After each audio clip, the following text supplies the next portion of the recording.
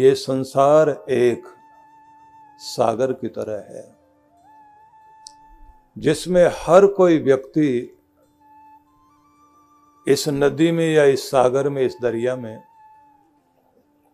पांव रखता है। चिकने पत्थर, फिसलेगा, डूबेगा, बह जाएगा।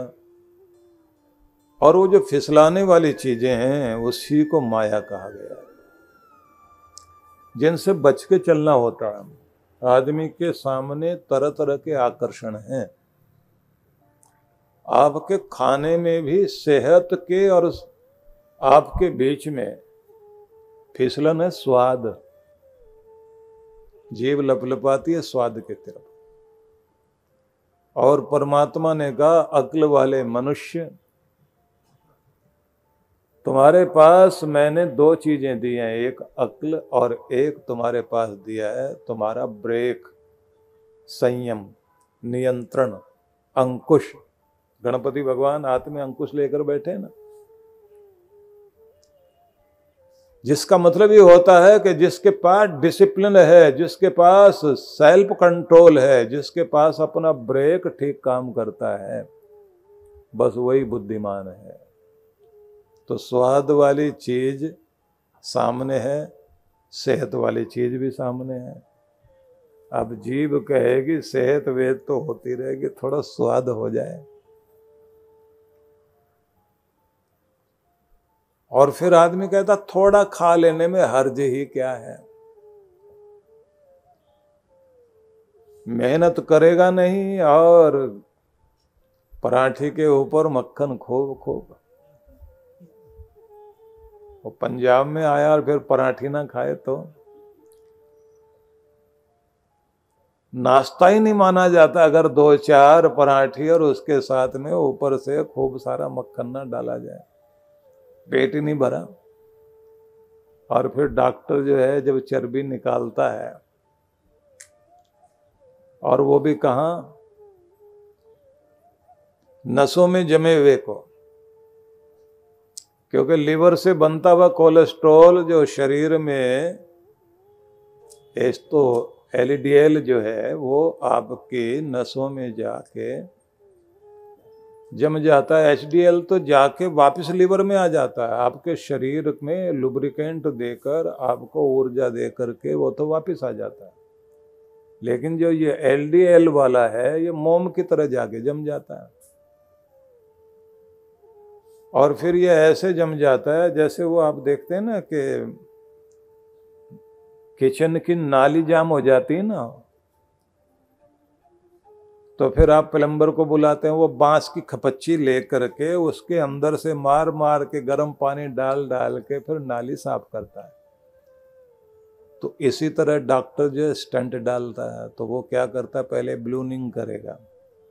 एक तार डाला जाएगा नस में, उसके अंदर आगे की तरफ नोक लगी हुई होती है। उससे पहले वो कोशिश करते हैं जहां जहां जाके, क्योंकि 2-3 बार करते हैं ना, कैमरा भी लगा हुआ होता है, उससे भी चेक करते हैं, स्क्रीन पर देखते रहते हैं कहां जाके रुक गया। तो यहां यहां रुकावट है, इसका मतलब स्टेंट डालना पड़ेगा, स्प्रिंग। नस को फुलाएंगे ऐसे करके, खून को करेंगे पतला, जिससे आराम से पानी चलता रहे। और अगर कहीं खून चलता रहे मतलब पानी मतलब खून। अब अगर कहीं खून हो गया पतला और कहीं नस में लग गई सुई, तो जैसे वो पानी के पाइप में से कहीं थोड़ा फट जाए तो उसमें से फुहार निकलती ना। तो पराठी खा लेना तो बढ़िया, मक्खन भी ठीक, पर मेहनत और पसीना भी तो ऐसा बहाना शुरू करो ना। स्वाद लेना है तो स्वेद बहाइए, नहीं तो गड़बड़। तो भगवान ने कह दिया कि आपके पास दो चीजें हैं, एक तरफ सेहत वाली चीज रखिए, एक तरफ स्वाद वाली। अब दिमाग लगा कौन सी खानी, तो दिमाग ने कह दिया खाना तो सेहत वाला ही चाहिए, लेकिन जीभ लपलपाई। अब आपको देखना आपका ब्रेक काम करता है या नहीं। गाड़ी में ब्रेक है तो चेक कर लेना चाहिए ना। हम अपना ब्रेक चेक नहीं करते। बाबा जी एक बैठे हुए थे, जलेबियां रखी हुई सामने, और शौक बहुत था जलेबी खाने का, लेकिन वो चेक करने लगे अपना ब्रेक काम करता है या नहीं करता। उन्होंने एक जलेबी का टुकड़ा तोड़ा और तोड़ करके जीभ पे रखा, चबा चबा के आनंद लिया। उसके बाद जीभ ने कहा मज़ा तो बहुत आ रहा है, अब सारी खानी है। अब बाबा जी ने अपना लगाया दिमाग लगा के बोले समझ में आया ना क्या स्वाद है, बाकी भी जलेबी ऐसी ही है, जैसी खाई है ना ऐसी है, समझ में आ गए ना, अब बाकी नहीं खानी। अब जीभ वाला मन कहता हम कोई टेस्टर वाला काम थोड़ी ही करते हैं, टेस्ट करा और छोड़ दिया, अब तो खाना है। बोले नहीं, स्वाद ले लिया लेकिन अब चक्कर में नहीं पड़ना। अब लोग कहें बाबा जी मंगा के दी है आप खा तो लो। बोले नहीं भाई, चेक कर लिया कि ब्रेक काम करता है, और ब्रेक काम करता है तो ब्रेक में गाड़ी का जो ड्राइवर है वो भी मजबूत और होशियार है, नशे में नहीं है, उसे ब्रेक लगाना आता है।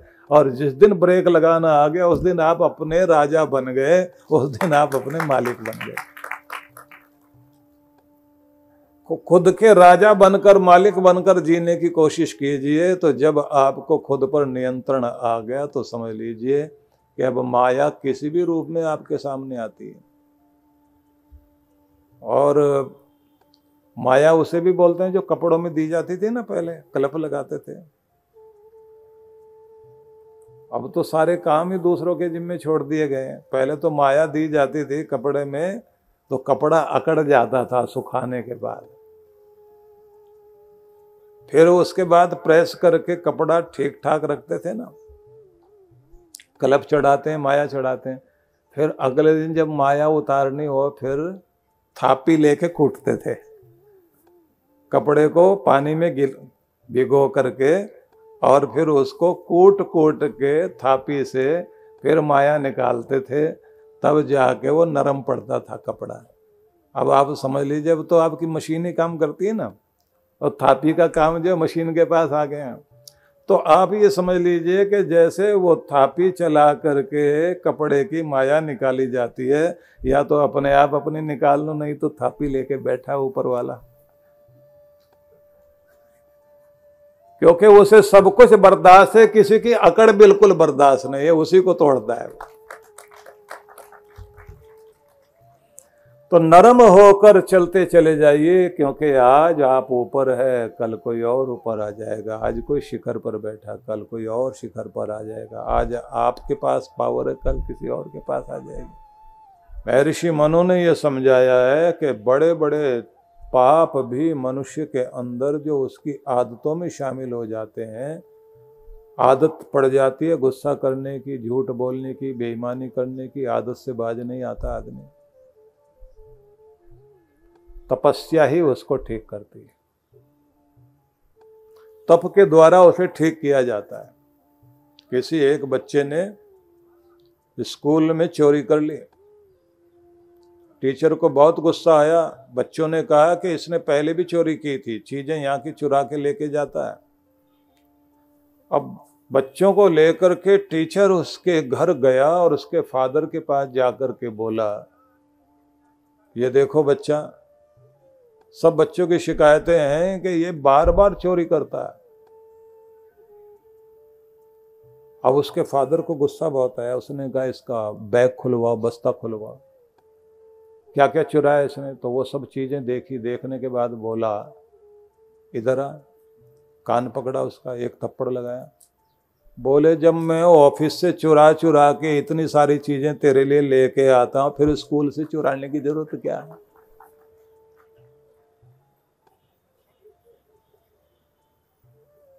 सरकारी ऑफिस है, इतनी सारी चीजें होती हैं, इतने सब कुछ ला करके तेरे सामने रखा हुआ, डिब्बा भरा हुआ है, उसके बाद भी स्कूल से चुराता है, मारो एक और थप्पड़। अब टीचर ने कहा नहीं सर, मारना नहीं इसको।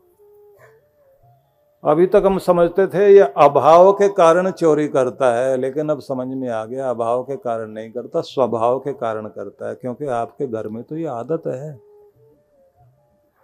किसी के अभाव के कारण की गई गलती को सुधारा जा सकता है, लेकिन जिसका स्वभाव ही ये पड़ गया उसे कौन सुधारेगा। इसलिए माफ करो, हम ही चलते हैं यहाँ से।